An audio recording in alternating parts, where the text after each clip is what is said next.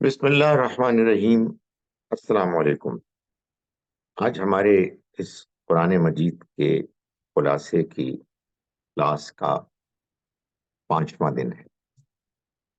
ہم سورہ آل عمران کے تقریباً وسط میں بیچ میں پہنچ گئے، اور میں نے جو آخری آیت کا حوالہ دیا تھا وہ آیت نمبر 103 تھی، جس میں اللہ تعالیٰ نے مسلمانوں کو خطاب کیا اور ان کو یہ کہا کہ قرآن مجید اللہ کی اس رسی کو تم سب مل کر مضبوطی سے پکڑ لو اور تفرقے میں مت پڑو، یعنی تم کو ایسا نہ ہو کہ تم اس کو چھوڑ کر انتشار میں مبتلا ہو جاؤ۔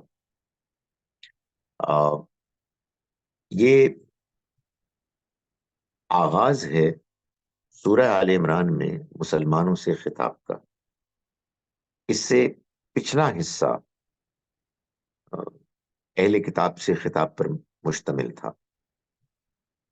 اسی خطاب میں آگے چل کے جب اللہ تعالیٰ نے اہل کتاب کے بارے میں یہ بتایا کہ وہ اب راندہ درگاہ ہو چکے ہیں، یعنی اللہ کے فیصلے کے مطابق ان کو ان کے رویوں کی وجہ سے مسترد کر دیا گیا ہے، اور اب جیسا کہ آیت نمبر 112 میں فرمایا کہ وہ جہاں کہیں بھی ہیں ان پر ذلت تھوپ دی گئی ہے۔ مگر اگلی ہی آیت میں، آیت نمبر 113 میں اور آیت 115 تک اللہ تعالیٰ نے یہ بات واضح فرمائی کہ یہ سب ایک طرح کے نہیں، لیسو سوا، یہ سب یکساں ایک طریقے کے نہیں ہیں، ایک طرح کے نہیں ہیں۔ من اہل الکتاب، اہل کتاب میں سے ایک گروہ وہ بھی ہے، قائمتن، جو امتن قائمہ، جو وہ گروہ ہے کہ جو اپنے اللہ کے ساتھ کیے گئے عہد پر پوری طرح مضبوطی کے ساتھ قائم ہے۔ یتلون آیات اللہ، وہ اللہ کی آیات کی تلاوت کرتے ہیں، آنا اللیل، رات کے حصوں میں، وہم یسجدون، اور وہ سجدہ کرتے ہیں، یعنی وہ صبح اٹھ کے رات کو اٹھ کے اللہ کے سامنے نماز پڑھتے ہیں، وہ اچھے لوگ ہیں۔ یؤمنون باللہ والیوم الآخر، وہ اللہ اور آخرت کے دن پر ایمان رکھتے ہیں۔ یأمرون بالمعروف وینہون عن المنکر، معروف کی طرف بلاتے ہیں، منکر سے وہ روکتے ہیں۔ ویسارعون فی الخیرات، اور وہ نیکی کے کاموں میں جلدی کرتے ہیں، آگے بڑھتے ہیں۔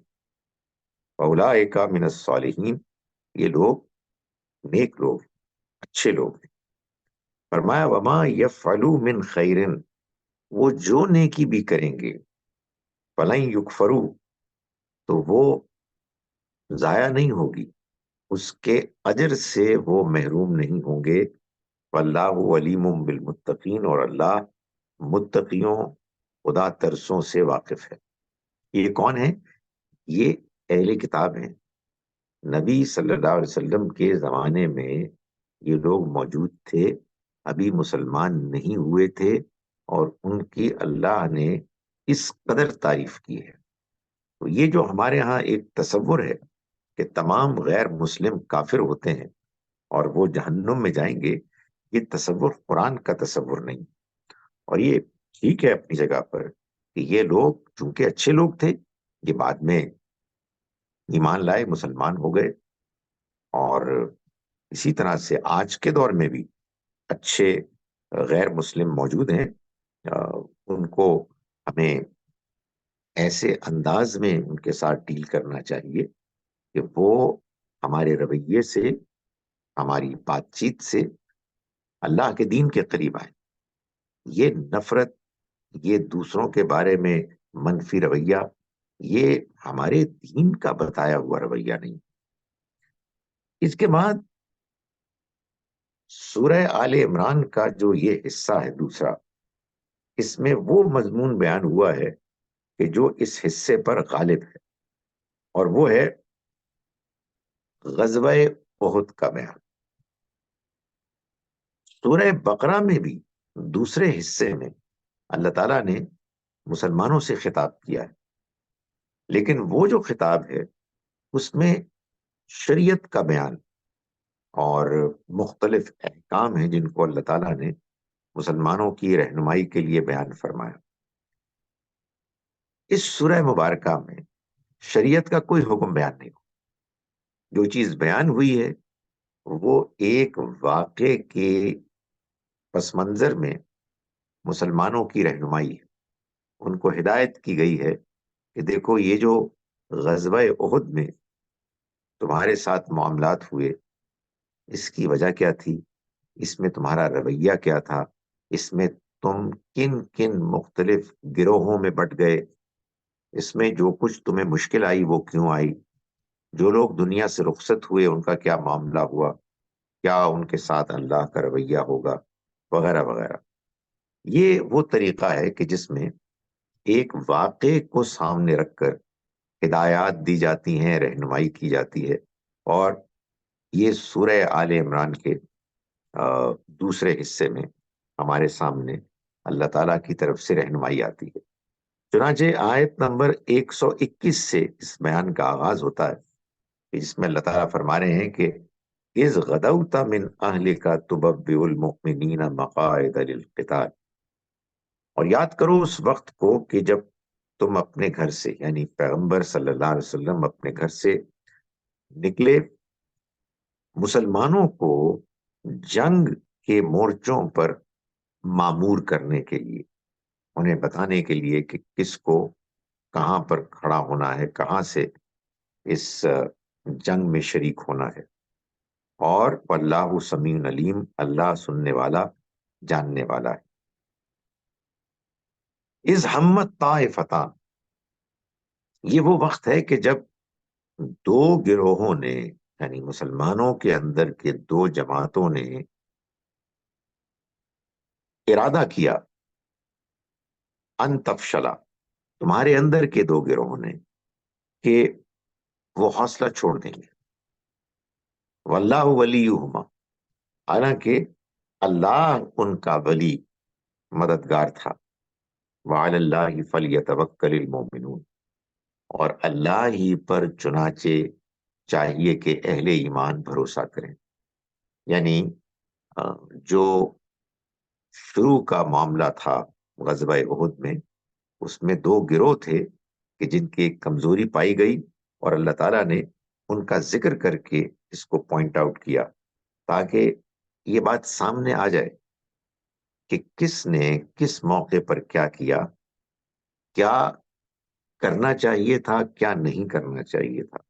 جب اس طرح سے ایک واقع تجربے کی روشنی میں ہدایات ملتی ہیں تو اس سے جو ایک لرننگ ہوتی ہے، سیکھنے کا موقع ملتا ہے، وہ اپنی جگہ پر ایک بہت ہی مؤثر اور مفید چیز ہے، جس سے کہ رہنمائی حاصل ہوتی ہے اور مستقبل کے لیے انسان پھر صحیح فیصلے کر پاتا ہے۔ اسی ضمن کے بیان میں ایک آیت آئی ہے، آیت نمبر 130، جس میں اللہ تعالیٰ فرماتے ہیں کہ یا ایھا الذین آمنوا لا تأکلوا الربا اضعافا مضاعفا، ایمان والو تم سود مت کھاؤ بڑھتا چڑھتا، واتقوا اللہ، اور اللہ سے ڈرو، لعلکم تفلحون، تاکہ تم فلاح پاؤ۔ آپ یہ کہہ سکتے ہیں کہ شریعت کا بیان تو آ گیا، میں گزارش کرتا ہوں کہ نہیں، یہ شریعت کا بیان نہیں ہے، یہ اصل میں غزوہ احد ہی کے موقع پر اللہ تعالیٰ نے مسلمانوں میں سے بعض کو یہ حکم دیا کہ دیکھو یہ جو تمہارا رویہ ہے، کہ جو تم لوگوں کو ایکسپلائٹ کرتے ہو اور ان سے سود لیتے ہو بہت بڑی ریٹ پر، اونچے ریٹ پر بڑھتا چڑھتا، یہ مت کرو۔ یہ اصل میں وہ چیز ہے کہ جو ہر انسان جانتا ہے کہ دوسرے انسان کو، کمزور لوگوں کو ایکسپلائٹ نہیں کرنا چاہیے۔ سود کی حرمت، اس کا حرام ہونا، یہ ہم دیکھ چکے ہیں، بیان ہوا ہے سورہ بقرہ میں آیت نمبر 275 سے 281 تک۔ یہاں تو اصل میں اس کے گھنونے پن کو بیان کیا ہے کہ کس قدر زیادتی پر مبنی یہ رویہ ہے مسلمانوں کا، کہ وہ، یعنی بعض مسلمانوں کا، کہ جو بعض دوسرے لوگوں سے سود بڑھتا چڑھتا لیتے۔ اس کو غزوہ احد پر اللہ تعالی کی طرف سے تبصرے کے دوران کیوں بیان کیا گیا؟ اس کی وجہ یہ ہے کہ قرآن مجید سے یہ بات بالکل واضح ہو جاتی ہے کہ اگر آپ اللہ کے راستے میں لڑنے کے لیے نکلیں تو پھر آپ کو اپنے گناہوں کو دھو کر میدان جنگ میں اترنا ہے۔ آپ اپنی زیادتیوں، اپنے ظلم کے بوجھ کے ساتھ اگر جہاد کے لیے، اللہ کے راستے میں جہاد کے لیے نکلیں گے تو نہ اللہ تعالیٰ کو یہ عمل قبول ہوگا اور نہ اس کے نتیجے میں آپ کو کامیابی حاصل ہوگی۔ آپ پٹیں گے، آپ رسوا ہوں گے، اور آپ کا عمل بھی قبول نہیں ہوگا۔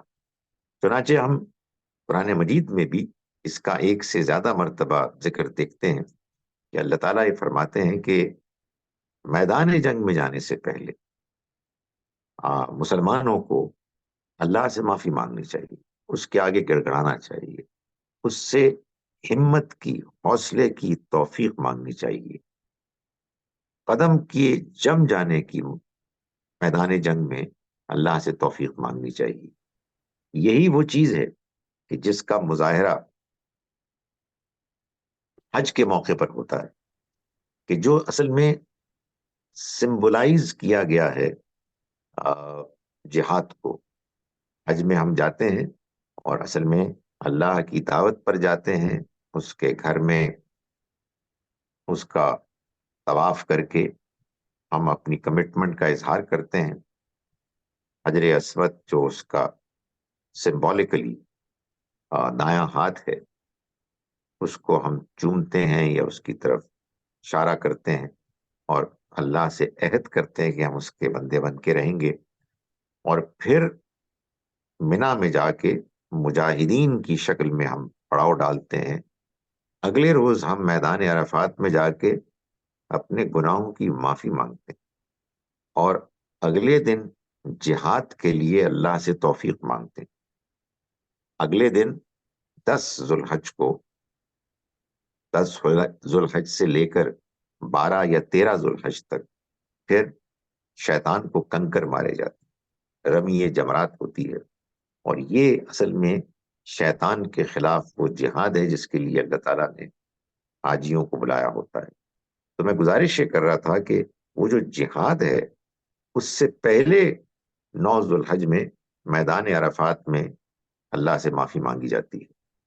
تو یہاں اللہ تعالیٰ نے یہ بات جو بیان فرمائی ہے، اس کے بیان کرنے کی وجہ یہ ہے کہ مسلمانوں کو یہ کہا جائے، ان کو بتایا جائے کہ یہ جو بڑھتا چڑھتا تم سود لے رہے، اس کے ساتھ یہ جہاد نہیں ہو سکتا، یہ دونوں بالکل متضاد چیزیں ہیں۔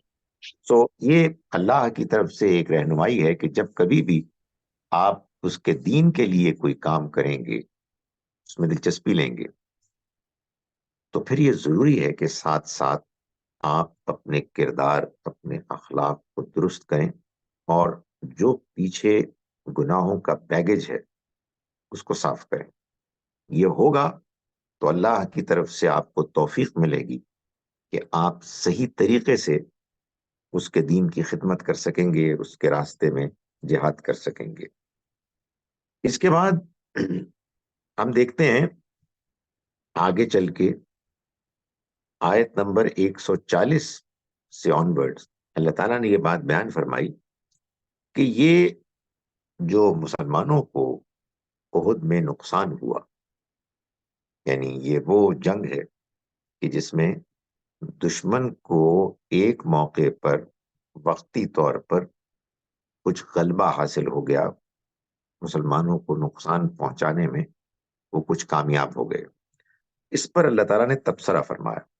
اور دیکھیں یہی وہ بات ہے کہ جو میں گزارش کر رہا ہوں کہ واقعہ ہوا، اس واقعے کے نتیجے میں سوالات پیدا ہوئے، اللہ تعالیٰ نے پھر ان سوالات کے جوابات دیے. یہ جو ہے نا کیس سٹڈی میتھڈ، یعنی ایک باقاعدہ صورتحال ہے جس کے واقع ہونے پر رہنمائی کی جا رہی ہے، اس کے بڑی غیر معمولی فائدے ہوتے ہیں. فرمایا کہ ان یمسسکم قرحن، اگر تمہیں کوئی چوٹ پہنچی ہے، نقصان ہوا ہے، تو اس سے ہمت ہارنے کی ضرورت نہیں ہے.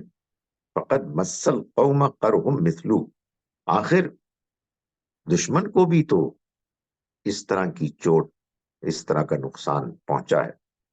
وَتِلْكَ الْأَيَّامُ نُدَاوِلُهَا بَيْنَ النَّاسِ، اور یہ دن ہیں جن کو اسی طرح سے ہم لوگوں کے اندر الٹ پھیر کرتے رہتے ہیں. کبھی کسی کو فتح نصیب ہوتی ہے، کبھی کسی کو ہوتی ہے. یہ ہم کیوں کرتے ہیں؟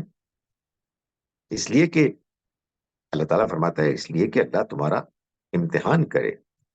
وَلِيَعْلَمَ اللَّهُ الَّذِينَ آمَنُوا، اور تاکہ اللہ جانے، معین کرے، طے کرے کہ کون ہے تم میں سے کہ جو سچے ایمان لانے والے ہیں. وَيَتَّخِذَ مِنْكُمْ شُهَدَاءَ، اور تم میں سے کچھ لوگوں کو وہ شہید بنائے. یہ لفظ شہید اس مفہوم میں کہ جو لوگ اللہ کے راستے میں مارے جاتے ہیں ان کے لیے قرآن مجید میں بس یہی استعمال ہوا ہے، ورنہ یہ لفظ شہید در حقیقت استعمال ہوا ہے یا شاہد یا شہداء، گواہ کے طور پر، گواہ کے مفہوم کے لیے. یہ شہید بھی گواہ ہوتے ہیں، یعنی انہوں نے گویا کہ اپنے وجود سے اس بات کی گواہی دی کہ یہ اللہ کے بندے ہیں، اللہ کے دین کو ماننے والے ہیں، اور اللہ کا دین ان کے ذریعے سے آگے بڑھے گا، پھیلے گا. سو فرمایا کہ یہ جو حالات میں الٹ پھیر ہوتی رہتی ہے، یہ ہم اس لیے کرتے ہیں تاکہ ایک تو معلوم ہو کہ تم میں سے سچے مومن کون ہیں، اور پھر کچھ لوگوں کو یہ شرف، غیر معمولی شرف حاصل ہو کہ وہ اللہ کے راستے میں جان دے کر شہید بنے. واللہ لا يحب الظالمین، اور اللہ ظالموں کو پسند نہیں کرتا. یعنی جو اس صورتحال میں غلط رویہ اختیار کرتے ہیں، مسلمانوں سے الگ ہو جاتے ہیں، یا ان میں رہتے ہوئے ان کے اندر اختلاف اور بے چینی پیدا کرتے ہیں، اللہ تعالیٰ ایسے ظالموں کو پسند نہیں کرتا. فرمایا یہ ہم اس لیے کرتے ہیں وَلِيُمَحِّصَ اللَّهُ الَّذِينَ آمَنُوا، تاکہ اللہ مومنوں کو چھانٹ کر الگ کر دے، وَيَمْحَقَ الْكَافِرِينَ، اور کافروں کو مٹا دے.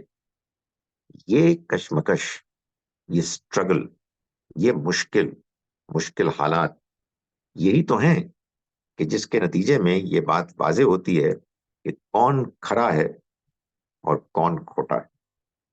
اور یہ بھی فرمایا صحابہ کرام کو خطاب کر کے کہ ام حسبتم ان تدخلوا الجنہ، کیا تم خیال کرتے ہو کہ تم جنت میں داخل ہو جاؤ گے.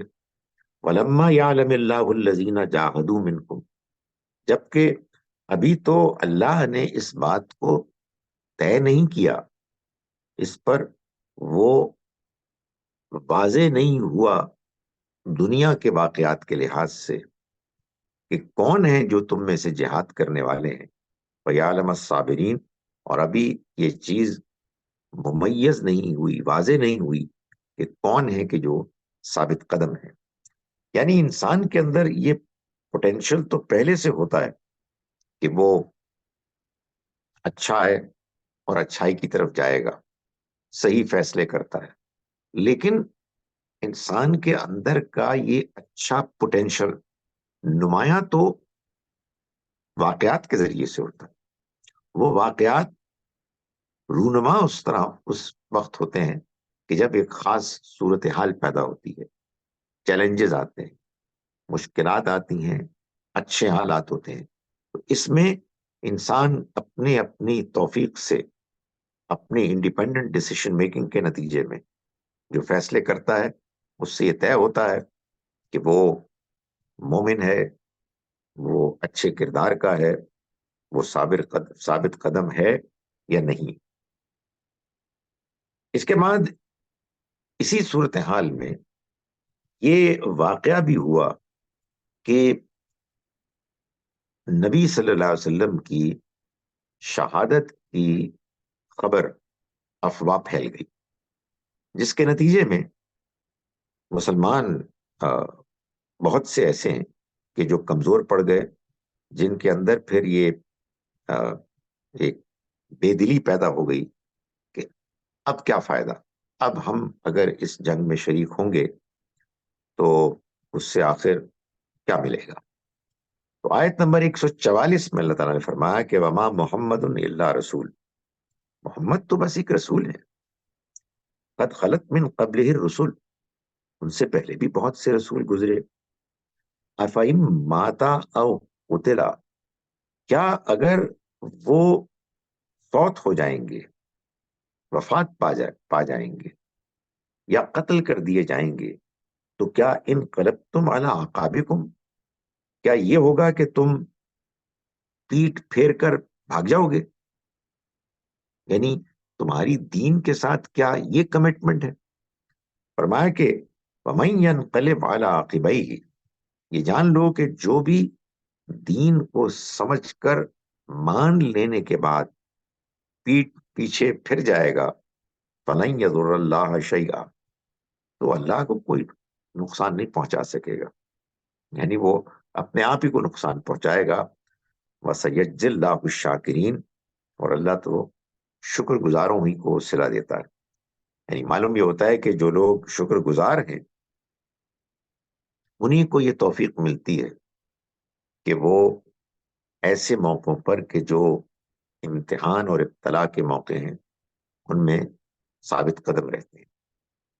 پھر اگلی آیت 145 میں اس بات کو واضح کیا کہ وَمَا كَانَ لِنَفْسٍ أَن تَمُوتَ، کسی انسان کے لیے یہ ممکن نہیں ہے کہ اسے موت آئے الا بِإِذْنِ اللہ، سوائے اللہ کے حکم سے، اس کے اذن سے، کتاب معجلہ، ایک مقررہ طے شدہ فیصلے کے مطابق، وَمَن يُرِدْ ثواب الدنیا نُؤْتِهِ مِنْهَا، جو دنیا کا صلہ چاہتے ہیں ہم ان کو اس میں سے دیں گے، وَمَن يُرِدْ ثواب الآخرہ، اور جو آخرت کا طالب ہیں ہم ان کو اس میں سے دیں گے، وَسَنَجْزِي الشَّاكِرِينَ، اور ہم شکر گزاروں کو بھرپور صلہ دیں گے۔ تو یہ بات واضح کی کہ یہ جو اس طرح کی آزمائشیں، اور خاص طور پر اتنی بڑی آزمائش کہ اللہ کے پیغمبر دنیا سے رخصت ہو گئے ہیں، یہ خبر اگر مسلمانوں میں پھیلتی ہے یہ بھی ایک امتحان کا ذریعہ بنتی ہے، اس لیے کہ انسان کی اللہ کے دین کے ساتھ کمٹمنٹ اگر مضبوط ہے تو حالات کچھ بھی ہو، انسان اللہ کے ساتھ تعلق کی وجہ سے حوصلہ پاتا ہے، اور اسی میں انسان کے وہ انڈرسٹینڈنگ، اس کے وہ ایمانیات کہ یہ سب کچھ اللہ کے حکم سے ہو رہا ہے، زندگی موت اس کے ہاتھ میں ہے، اگر کوئی شخص دنیا سے رخصت ہو گیا ہے آپ کی ایکسپیکٹیشنز کے برعکس، تو یہ اللہ کا فیصلہ ہے، اور اللہ کا فیصلہ کبھی غلط نہیں ہوتا۔ اس لیے یہی حالات ہیں جن میں رہتے ہوئے ہمیں اپنی ورتھ، اپنی ویلیو، اپنی حقیقت، اپنے اندر کے جو کمٹمنٹ ہے اس کو ظاہر کرنا ہے۔ اس کے بعد آگے چلیے، آیت نمبر 152 میں اللہ تعالیٰ اس بات کو واضح کر رہے ہیں کہ اصل میں احد کی جنگ میں ہوا کیا۔ فرمایا کہ وَلَقَدْ صَدَقَكُمُ اللَّهُ وَعْدَهُ، احد کی جنگ کے آغاز میں جو کچھ ہوا وہ تو اللہ نے سچ کر دکھایا تم سے اپنا وعدہ. اذ تحسونہم بِإِذْنِی، جبکہ تم اس کے حکم سے ان کو تہ تیغ کر رہے تھے، تم انہیں مار رہے تھے، تم غالب آئے ہوئے تھے. حتی اذا فشلتم، یہاں تک کہ جب تم خود ڈھیلے پڑ گئے. وتنازعتم فی الامر، اور تم فیصلے میں، حکم کے معاملے میں تنازع میں پڑ گئے، اختلاف میں پڑ گئے. یعنی تمہیں جو حکم ملا تھا، خاص طور پر وہ تیر اندازوں کو، کہ جنہیں کہا گیا تھا کہ وہ اپنی جگہ کسی صورت میں نہ چھوڑیں، ان کے بارے میں فرمایا کہ تم آپس میں اختلاف میں پڑ گئے. وَعَصَيْتُم مِّن بَعْدِ مَا أَرَاكُم مَّا تُحِبُّونَ، اور تم نے نافرمانی کی اس کے بعد کہ تمہیں وہ چیز نظر آ گئی جس کو تم پسند کرتے تھے. یعنی یا تو تمہیں یہ محسوس ہوا کہ تم فاتح ہو گئے ہو، کامیاب ہو گئے ہو، یا تمہیں مال غنیمت نظر آیا اور حکم کی نافرمانی ہو گئی. یہ بات، یہ ٹریننگ، یہ انسان کے اندر واضح انڈرسٹینڈنگ کہ جب حکم کی نافرمانی ہوگی، اللہ کے پیغمبر موجود ہیں اور ان کی ہدایات کو نظر انداز کیا جائے گا، پھر کامیابی نہیں ہو سکتی.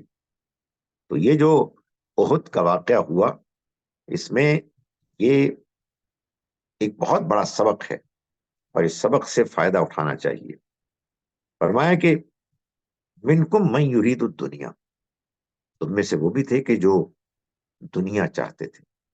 یعنی ان کے سامنے مال غنیمت تھا اور وہ مال غنیمت کو دیکھ کے حکم کو بھول گئے، نظر انداز کر دیا. ومنکم من یرید الآخرہ، اور تم میں وہ بھی تھے کہ جو آخرت چاہتے تھے. ثم صرفکم عنہم، پھر اللہ نے تو تمہارا رخ ان سے پھیر دیا. لیبتلیکم، تاکہ تمہیں آزمائش میں ڈالے. یعنی وہ دشمن وہ چلے گئے اور تمہیں اللہ نے موقع فراہم کیا، ایک آسانی فراہم کی، اور پھر تم کو امتحان، آزمائش میں مبتلا کیا. وَلَقَدْ عَفَا عَنْكُمْ، اور اس نے، اللہ نے تمہیں معاف کیا. وَاللَّهُ ذُو فَضْلٍ عَلَى الْمُؤْمِنِينَ، اور اللہ اہل ایمان پر فضل کرنے والا ہے. اللہ کا فضل، اللہ کی مہربانی ہوتی ہے اس کے اپنے اصولوں کے مطابق. یعنی وہ کنسیشن دیتا ہے اس بنیاد پر کہ لوگ اس کے مستحق ہوتے ہیں.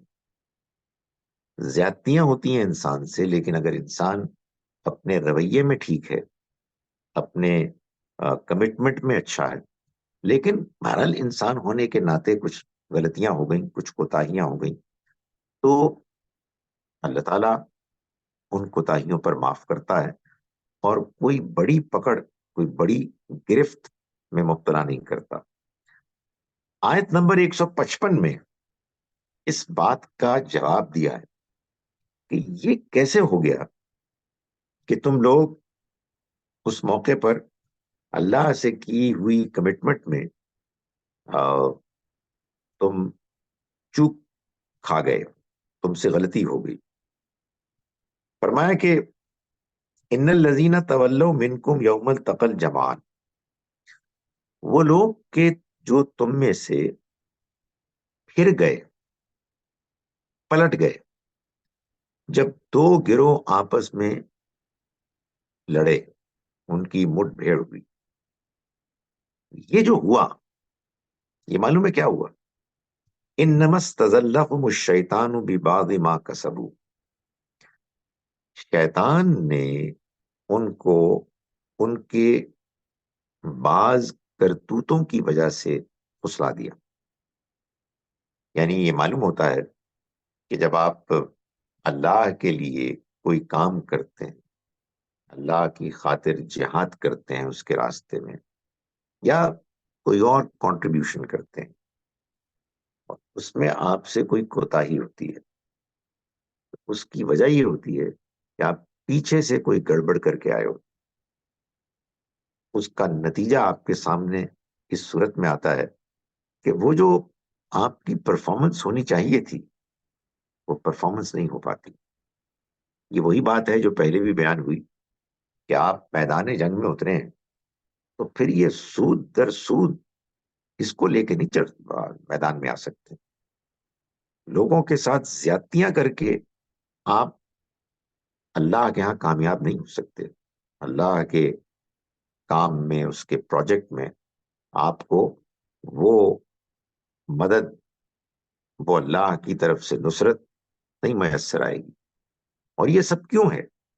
یہ سب اس لیے ہے تاکہ وہ تمہیں پاک صاف کرے، تاکہ جو تم نے غلطیاں کی ہوئی ہیں وہ غلطیاں ٹھیک ہوں۔ وَلَقَدْ عَفَا اللَّهُ عَنْهُ، اور اللہ نے ان کو معاف کیا۔ ان اللہ غفور حلیم، اللہ مغفرت کرنے والا ہے، بردبار۔ اس سے معلوم ہوا کہ انہوں نے ریئلائز کیا اور اس پر انہوں نے اللہ سے معافی مانگی۔ معلوم یہ ہوتا ہے کہ اس دنیا کی زندگی میں جن تجربات سے ہم گزرتے ہیں، ان تجربات میں اللہ تعالیٰ کا ہم سے جو تقاضا ہوتا ہے وہ یہ ہے کہ ہم پاک صاف ہو جائیں۔ غلطیاں ہوتی ہیں، بعض اوقات غلطیاں لمبی ہو جاتی ہیں، آدمی غفلت میں مبتلا ہو جاتا ہے، آدمی اپنے آپ کو اپنے نفس اور اپنی خواہشات کے آگے بے بس پاتا ہے۔ مگر اگر انسان کا ڈائریکشن ٹھیک ہے، اگر انسان اپنے کمٹمنٹ میں واضح ہے، تو اللہ تعالیٰ پھر حالات کے ذریعے سے، واقعات کے ذریعے سے انسان کو ریمائنڈ کراتا ہے کہ یہ گڑبڑ جو تم کر رہے ہو یہ تمہیں چھوڑنی ہوگی اور تمہیں اللہ کے لیے مخلص ہونا ہوگا۔ جیسا کہ میں نے گزارش کی کہ غزوہ احد میں اللہ تعالیٰ نے مسلمانوں کی تطہیر کی، ان کو پاک کیا، ان کو جو ان کے اندر خامیاں اور کمزوریاں تھیں ان کو دور کرنے کا موقع دیا، اس لیے کہ آگے چل کے اسی گروہ کو اللہ کی خاطر اور بہت سے غیر معمولی کارنامے انجام دینے تھے، اللہ کے دین کو اس سرزمین عرب پر غالب کرنا تھا۔ اور اللہ کی خاطر انسان یہ اچیومنٹ نہیں کر سکتا جب تک کہ اس کے اندر وہ کھوٹ موجود ہے۔ تو یہ اصل میں وہ عمل ہے جو ہو رہا تھا۔ اس کے بعد آیت نمبر 169 میں 169 آنورڈز اللہ تعالیٰ یہ واضح فرما رہے ہیں کہ یہ جو منافقین پروپیگنڈا کر رہے ہیں، یہ لوگ کے جو مارے گئے نہ مرتے اگر ہماری بات مانتے۔ ہم نے تو ان کو پہلے کہا تھا کہ مت جاؤ۔ وہ جو شروع میں ذکر آیا کہ دو گروہ تھے، انہوں نے کمزوری دکھائی، کمزوری کا فیصلہ کیا، حوصلہ پست ان کا ہو گیا۔ وہ دوسروں کو بھی یہ کہتے تھے کہ تم کہاں پھنس رہے ہو، ادھر جا رہے ہو اپنے آپ کو، اپنی جان کو خطرے میں ڈال کر۔ تو فرمایا کہ وَلَا تَحْسَبَنَّ الَّذِينَ قُتِلُوا فِي سَبِيلِ اللَّهِ أَمْوَاتًا، ہرگز گمان نہ کرو ان لوگوں کے بارے میں کہ جو مارے گئے اللہ کے راستے میں کہ وہ مردہ ہیں۔ بل احیاء، نہیں وہ مردہ نہیں ہے بلکہ وہ زندہ ہیں۔ عند ربہم، اپنے رب کے پاس، یرزقون، رزق پا رہے ہیں، ابھی پا رہے ہیں۔ تم سمجھتے ہو کہ وہ مر گئے ہیں، وہ زندہ ہیں، لیکن جیسا کہ دوسری جگہ بیان ہوا وَلَٰكِن لَا تَشْعُرُونَ، تمہیں اس کا شعور نہیں، اس لیے کہ وہ دوسرا عالم ہے، عالم برزخ ہے۔ فرحین بما آتاہم اللہ من فضلہ، وہ خوش ہیں، فرحاں، وہ شاداں ہیں اس پر کہ جو اللہ اپنے فضل سے ان کو دے رہا ہے۔ وَيَسْتَبْشِرُونَ، اور وہ خوشخبری حاصل کر رہے ہیں، بالذین، ان لوگوں کے بارے میں، لم یلحقوا بہم، جو ابھی ان سے نہیں ملے، من خلفہم، جو ان کے پیچھے، یعنی وہ ابھی زندہ ہیں، دنیا میں اپنے امتحان سے گزر رہے ہیں، اور ان کے بارے میں اللہ کی طرف سے فرشتوں کے ذریعے سے ان کو یہ خوشخبری مل رہی ہے کہ وہ بھی آ کے تم میں شامل ہونے والے ہیں۔ اللہ خوف علیہم ولا هم یحزنون، اور یہ خوشخبری پا رہے ہیں کہ اب تم کامیاب ہو چکے ہو، تو تمہیں نہ کوئی مستقبل کا خوف ہوگا اور نہ کوئی ماضی کا غم ہوگا۔ یستبشرون بنعمت من اللہ وفضل، وہ بشارت خوشخبری حاصل کر رہے ہیں اللہ کی نعمت اور اس کے فضل کی، اور اس بات کی کہ ان اللہ لا یضیع اجر المومنین، اللہ مومنوں کے اجر کو ضائع نہیں کرتا۔ یہ موت کے بعد اور قیامت سے پہلے کی عالم برزخ کی زندگی ان لوگوں کے لیے ہے کہ جو اللہ کے رسول کے ساتھی تھے، ظاہر ہے اللہ کے پیغمبر تو سب سے نمایاں ہیں، جن کو اللہ تعالیٰ اسی دنیا میں کامیابی کی خوشخبری سنا دیتا ہے۔ ان کے لیے قیامت کے روز کے حساب کتاب کا انتظار نہیں، بلکہ ان کی کامیابی کے نتیجے میں ان کا انعام شروع ہو جائے گا۔ یہی معاملہ الٹ ہوگا ان لوگوں کا کہ جو انکار کرنے والے دشمن ہیں، ان کے ناکام ہونے اور مجرم ہونے کا فیصلہ ہو چکا ہے، تو انہیں بھی مرنے کے بعد عالم برزخ میں، جس کو ہم کہتے ہیں قبر، استعارے کے طور پر قبر کا عذاب ہوگا۔ باقی جو ہماری طرح کے انسان ہیں، ہمارا تو حساب کتاب پہلے ہوگا پوری تفصیلات کے ساتھ، اور پھر طے ہوگا کہ ہم کیا ڈیزرو کرتے ہیں، کیونکہ رسولوں کے زمانے میں بات آخری حد تک واضح ہو جاتی ہے اور الگ الگ ہو جاتے ہیں، دودھ کا دودھ پانی کا پانی ہو جاتا ہے۔ لیکن عام حالات میں جب رسول نہیں ہوتے تو پانی دودھ میں ہوتا ہے، اور پھر یہ طے کیا جائے گا کہ کتنا کھوٹ تھا، کتنا کھرا تھا، کون کیا ڈیزرو کرتا ہے۔ تو یہ ان کے بارے میں ذکر کرنے کے بعد اللہ تعالیٰ نے آگے چل کے فرمایا آیت نمبر 179 میں کہ یہ جو اللہ تعالیٰ اس طرح کے معاملات کرتا ہے جیسے کہ احد میں ہوا، تو یہ اس لیے ضروری ہوتا ہے کہ اللہ تعالیٰ الگ کرے ان کو کہ جو کھرے ہیں، سچے ہیں، مخلص ہیں، اور ان کو کہ جو کھوٹے ہیں، جھوٹے ہیں اور منافق ہیں۔ یہ کیسے ہوگا؟ ظاہر ہے کہ یہ حالات سے ہوگا نا، واقعات سے ہوگا، ایکسپیرینس سے ہوگا۔ آپ ایک خاص سچویشن میں ہوں گے جس میں آپ کا رویہ بتائے گا کہ آپ کس کیٹیگری کو بلانگ کرتے ہیں۔ تو فرمایا کہ وما کان اللہ لیذر المؤمنین علی ما انتم علیہ، اللہ یہ نہیں کر سکتا تھا کہ مسلمانوں کو جس حال میں تم تھے اس کو ان کو اسی میں چھوڑ دیتا، ایسا نہیں ہو سکتا تھا۔ حتی یمیز الخبیث من الطیب، جب تک کہ خبیث، کھوٹے، ایول کو الگ نہ کر دیتا طیب سے، پاکیزہ سے، سچوں سے۔ یہ نہیں ہو سکتا تھا کہ تم ایسے ہی چھوڑ دیتا، بلکہ اسے تو الگ کرنا تھا۔ وما کان اللہ لیطلعکم علی الغیب، اور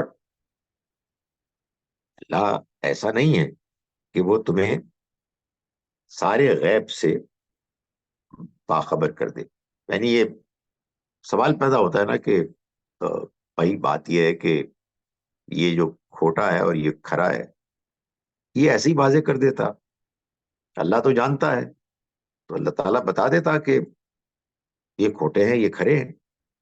اللہ تعالیٰ فرمایا نہیں، یہ نہیں ہو سکتا، یہ اللہ تعالیٰ کے ہاں یوں نہیں ہوگا، بلکہ فرمایا کہ بلاکن اللہ یجتبی من رسلہ من یشاء، بلکہ کیا ہوتا ہے کہ اللہ چن لیتا ہے اپنے رسولوں میں سے جس کو چاہتا ہے، یعنی وہ رسولوں کو چنتا ہے، پھر لوگ ان کے ساتھ وابستہ ہوتے ہیں، پھر وہ اللہ کے راستے میں اسٹرگل اسٹرائیو جہاد کرتے ہیں، اور پھر اس کے نتیجے میں یہ معلوم ہوتا ہے کہ ان میں کون کھرے ہیں کون کھوٹے ہیں۔ اگر یہ اسٹرگل نہ ہو، اگر یہ جہاد نہ ہو، اگر وہ واقعات نہ ہو، تو پھر کیسے معلوم ہوگا کہ رسول کے ساتھ جو لوگ جمع ہیں ان میں سے خبیث کون ہے اور طیب کون ہے، ناپاک کون ہے اور پاک کون ہے؟ تو یہ تو اسی صورت میں ہو سکتا تھا اور ایسے ہی ہوتا ہے۔ فرمایا فآمنوا باللہ ورسلہ، چنانچہ ایمان لاؤ سچا اللہ پر اور اس کے رسولوں پر، وَإِن تُؤْمِنُوا وَتَتَّقُوا، اور اگر تم سچا ایمان لاؤ گے اور تم تقوی اختیار کرو گے، فَلَكُمْ أَجْرٌ عَظِيمٌ، تو تمہارے لیے بڑا اجر اللہ کے ہاں موجود۔ اس کے بعد آیت نمبر 185 میں اللہ تعالیٰ نے یہ بتایا کہ دیکھو یہ تو ایک امتحان ہے دنیا کا، اس میں جیسا کہ پہلے بھی بیان ہوا کامیابی بھی ہوتی ہے اہل ایمان کو اور بعض اوقات ان کو نقصان بھی ہوتا ہے، لیکن دنیا کی اصل حقیقت یہ ہے کل نفس ذائقۃ الموت، ہر انسان کو موت کا مزہ چکھنا ہے۔ وَإِنَّمَا تُوَفَّوْنَ أُجُورَكُمْ يَوْمَ الْقِيَامَةِ، اور تم پورا پورا دے دیے جاؤ گے اپنا اجر قیامت کے دن۔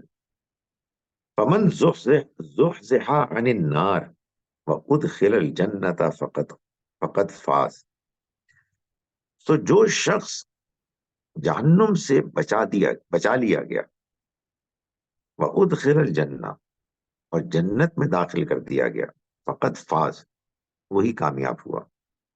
فَمَا الْحَيَاةُ الدُّنْيَا، اور دنیا کی زندگی تو کچھ بھی نہیں، الا متاع الغرور، سوائے دھوکے کے سودے کے۔ سو دنیا میں انسان کو اللہ نے بھیج کر آزادی دے کر اور صحیح اور غلط میں فرق کی صلاحیت دے کر اس امتحان میں ڈالا ہے کہ یہ دیکھا جائے کہ کون ہے کہ جو صحیح رویہ اختیار کرتا ہے اور وہ کون ہے کہ جو برا رویہ اختیار کرتے ہیں۔ اس کے بعد اللہ تعالیٰ نے کفار کی طرف سے، اہل کتاب انکار کرنے والوں کی طرف سے اس مطالبے کا جواب دیا کہ جو وہ کیا کرتے تھے کہ آپ اللہ کے پیغمبر ہیں تو بھائی بتائیں نشانیاں، کچھ معجزات دکھائیں تاکہ ہم اس بات کو کنفرم کر سکیں کہ آپ اللہ کے پیغمبر ہیں یا نہیں۔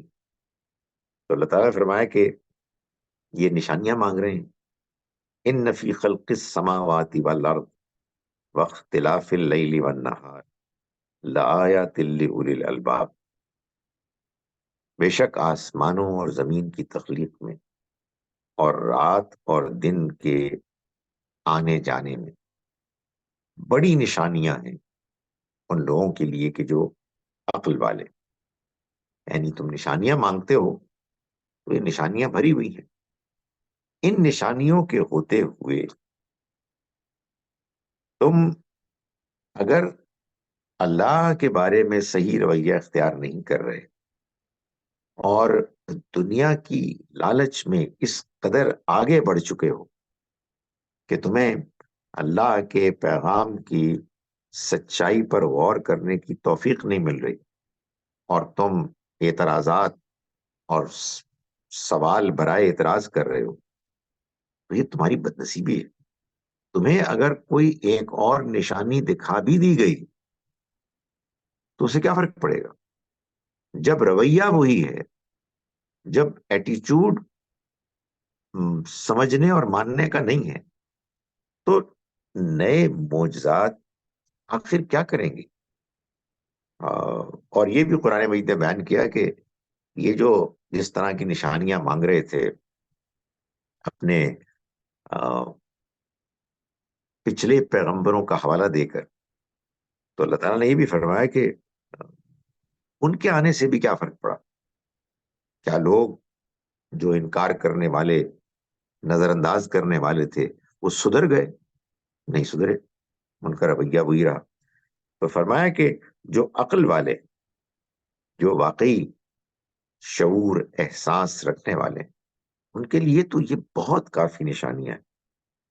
الذین یذکرون اللہ قیاما وقعودا وعلی جنوبہم، وہ لوگ کہ جو اللہ کو یاد کرتے ہیں کھڑے بیٹھے اور اپنے پہلوؤں میں لیٹے ہوئے. وَيَتَفَكَّرُونَ فِي خَلْقِ السَّمَاوَاتِ وَالْأَرْضِ، اور وہ یاد بھی کرتے ہیں اور آسمانوں اور زمین کی تخلیق پر غور و فکر بھی کرتے ہیں.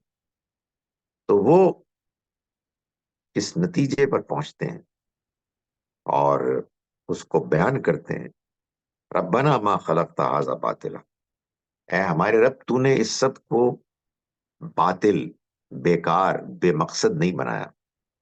فقنا عذاب النار، تو ہمیں آگ کے عذاب سے بچا لے.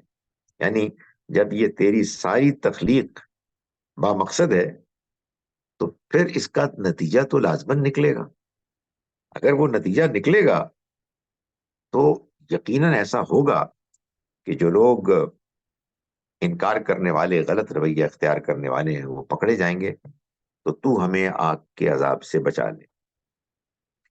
اس کے بعد اللہ تعالیٰ نے اس سورہ مبارکہ کے آخر میں مسلمانوں کو یہ تلقین کی کہ دیکھو، تم جس مشن پر اب چل پڑے ہو وہ اس کا تقاضا کرتا ہے کہ اسی طرح کے اور تمہارے مارکے ہوں گے انکار کرنے والوں کے ساتھ. اللہ کا طریقہ یہ ہے کہ جب بھی وہ رسول بھیجتا ہے تو ایک مدت گزر جانے کے بعد انکار کرنے والے دنیا ہی میں سزا پا لیتے ہیں اور ایمان لانے والے پیغمبر کے ساتھ سرخرو ہوتے ہیں. تمہارے ساتھ بھی ایسا ہی ہونے والا ہے. لیکن چونکہ تم تعداد میں زیادہ ہو، اس لیے یہ نہیں ہوگا کہ کوئی زلزلہ آئے گا، کوئی طوفان آئے گا، کوئی بجلی کی کڑک یا سیلاب یا پتھروں کی بارش ان کفار کو سزا سے دوچار کریں گے. بلکہ اس مرتبہ چونکہ تم تعداد میں زیادہ ہو، اس وجہ سے تمہاری تلواروں سے اللہ تعالیٰ اپنے اس فیصلے کو نافذ کرے گا. چنانچہ آخری آیت ہے یہ، یا ایھا الذین آمنوا، اے ایمان والو، اسبرو، صبر کرو، صابرو، ثابت قدم رہو، ورابطو، اور مقابلے کے لیے تیار رہو، واتقوا اللہ، اور اللہ کا تقوی اختیار کرو، اس سے ڈرتے رہو، لعلکم تفلحون، تاکہ تم فلاح پاؤ. وہاں بھی سورہ بقرہ میں بھی وانصرنا علی القوم الکافرین، ہماری مدد فرما ان انکار کرنے والی قوم کے اوپر، ان کے مقابلے میں. اور یہاں بھی یہی تلقین کی گئی کہ تیار رہو تاکہ تم کامیاب ہو. یہ دونوں صورتیں مکمل ہونے کے بعد پھر اگلی جو دو صورتیں ہیں، یعنی سورہ نساء اور سورہ مائدہ، ان کا آغاز ہوتا ہے.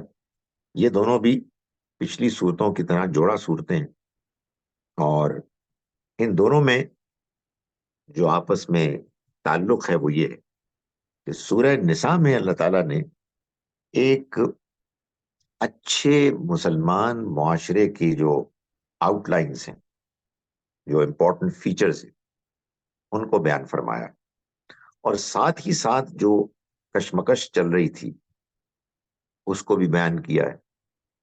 تو جو اہم ترین نکات ہیں، توقعات ہیں اللہ تعالیٰ کی ایک مسلمان معاشرے سے، وہ سورہ نساء میں بیان ہوئی، اور سورہ مائدہ میں تو اللہ کی شریعت کے احکام کے جو سورہ نساء میں بیان ہوئے اپنی ابتدائی شکل میں، وہ بالکل واضح اور کنکریٹ فارم میں ایک معاہدے کی شکل میں آ گئے، جو اللہ اور مسلمان امت کے درمیان ہوا، جس میں اللہ تعالیٰ نے احکام کو ان کے آخری واضح ترین شکل میں بیان کر دیا، اور یہ طے ہو گیا کہ اب دین مکمل ہو گیا۔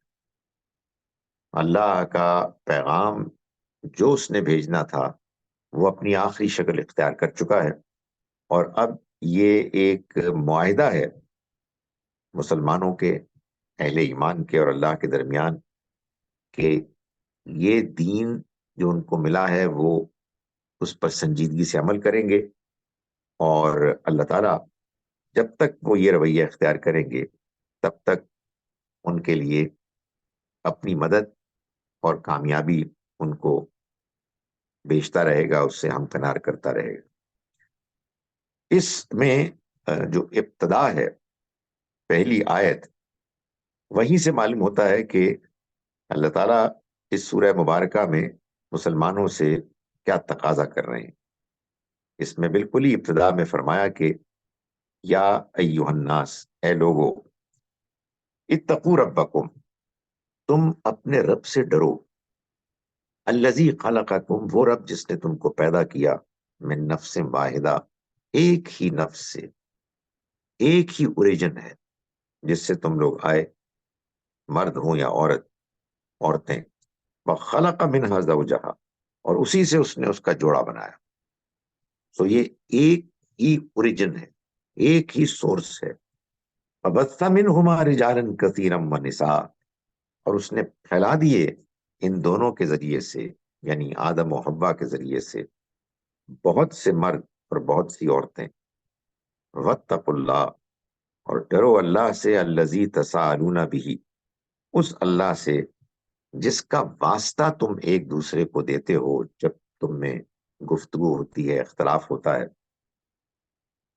والارحام، اور ڈرو رحمی رشتوں کو توڑنے سے، وہ رشتے کے جو اللہ کے فیصلے ڈیزائن کے مطابق بنے، آ، آپس میں رحم کی بنیاد پر، یعنی جو آپس کی رشتہ داری ہے، ماں کا رحم ہے، جس سے پھوٹنے والے یہ رشتے ہیں، ان کو توڑنے کا، آپس میں تعلقات کو قطع کرنے کا تمہیں بالکل تمہیں اس کی اجازت نہیں ہے۔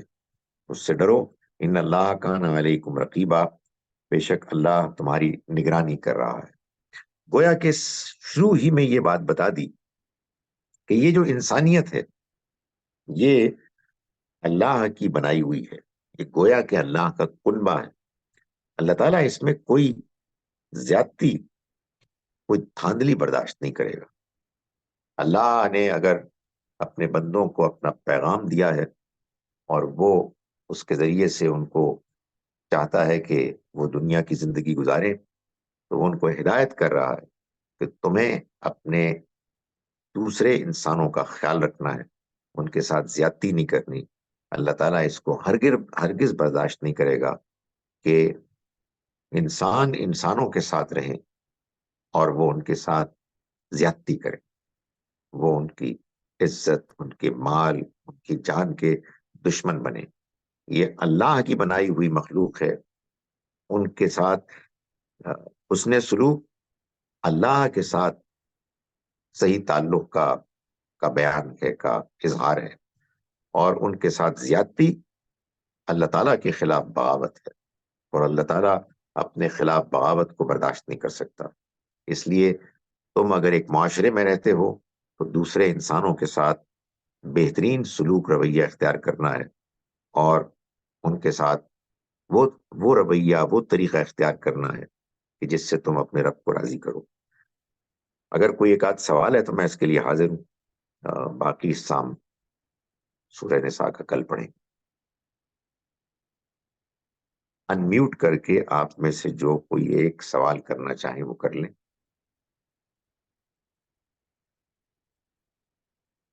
چلیے پھر ہم انشاءاللہ کل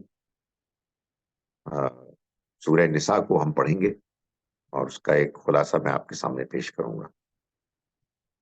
السلام علیکم ورحمۃ اللہ وبرکاتہ۔